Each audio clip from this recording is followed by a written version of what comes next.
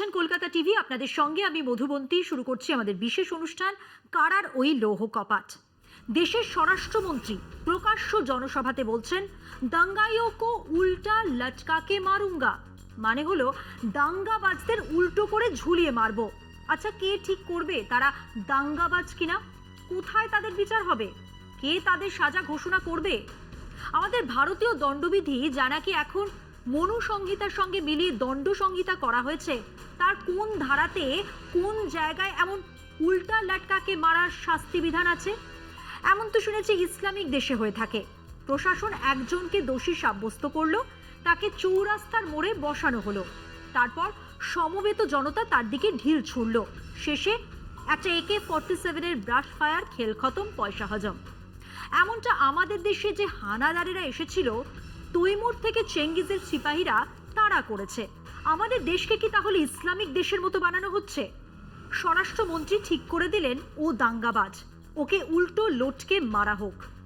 আইন নেই, বিচার নেই, বিচারক নেই, সবচেয়ে বড় কথা একজন দাঙ্গাবাজকেও কোন ধারাতে উল্টো ঝুলিয়ে মারা হবে? অমিত শাহ সেটাই চাইছেন, এবং অমিত শাহ নন, দুনিয়ার সব স্বৈরতন্ত্রীরাই এটাই চান, এক্সট্রা জুডিশিয়ারি কিলিং। আদালতের বাইরেই ইনসাফ।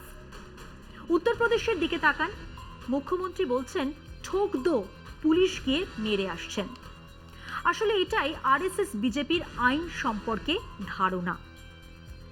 আমাদের দেশে শাসনতন্ত্রের তিনটি ভাগ আছে: আইনসভা মানে লোকসভা, রাজ্যসভা, বিধানসভা, বিধান পরিষদ ইত্যাদি, যারা আইন তৈরি করে, পরিকল্পনা তৈরি করে, ব্যয় বরাদ্দের হিসেব তৈরি করে।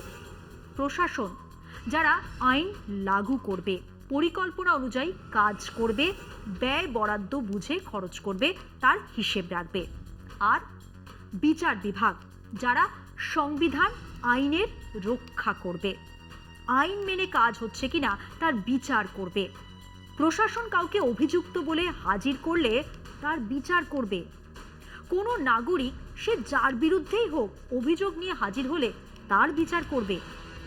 সংবিধানে এই তিন স্তম্ভ, আইনসভা, পুলিশ প্রশাসন, বিচার বিভাগের কাজের দায়রা, মানে তারা কি করতে পারে, কি করা উচিত, তা লেখা আছে। হ্যাঁ, এখনো পর্যন্ত যে সংবিধান মেনে দেশ চলছে তাতে এটা লেখা আছে। স্বরাষ্ট্রমন্ত্রী জানেন না? আলবাত জানেন, কিন্তু এই ব্যবস্থাটাই চান না। মধ্যযুগীয় এক ব্যবস্থা চান, যেখানে শাসকের হাতেই থাকবে আইন। তাদের ইচ্ছে খুশি মতন তাদের যাকে দোষী মনে হবে তাকে প্রকাশ্যে ফাঁসিতে লটকানো হবে, উল্টো করে ঝুলিয়ে মারা হবে, হাত কেটে নেওয়া হবে। তার জন্য তারা প্রথমে যে কাজটা করেন তা হলো বিচার ব্যবস্থার গুরুত্ব কমিয়ে আনা। দেশের সর্বোচ্চ আদালতের বিচারপতি রায় দিয়েছেন, নির্বাচনী বন্ড বেআইনি, অগণতান্ত্রিক।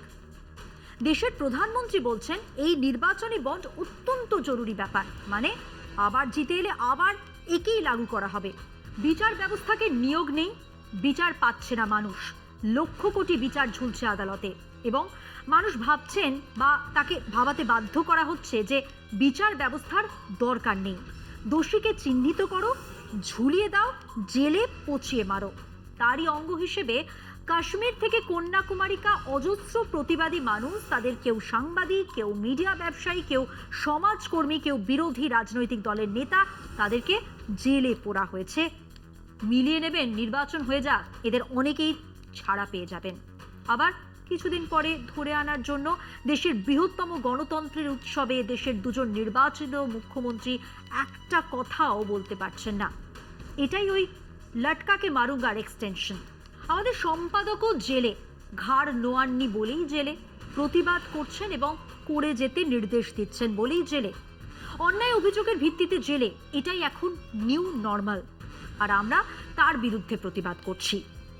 মোদী শাহর নেতৃত্বে এক ইডি রাজ চলছে, এক অঘোষিত জরুরি অবস্থা জারি করে প্রতিবাদীদের মুখ বন্ধ করার চেষ্টা চলছে। আমরা তাই প্রতিবাদী। আমরা জাস্টিস চাই, কেবল আমাদের সম্পাদকের জন্য নয়, দেশ জোড়া বিরোধী রাজনৈতিক দল, সমাজকর্মী, বুদ্ধিজীবী, সাংবাদিক, মিডিয়ার সম্পাদককে গ্রেফতার করার বিরুদ্ধে আমরা বলে যাব। লালু যাদব বা তামিলনাড়ু স্টালিন বা কেরালার পিনারাই বিজয়ন বা অরবিন্দ কেজরিওয়াল, হেমন্ত সোরেন সহ দেশের প্রতিবাদী মানুষ যে এক ভয়ঙ্কর চক্রান্তের মুখোমুখি, সে কথা আমরা কিন্তু বারবারই বলবো।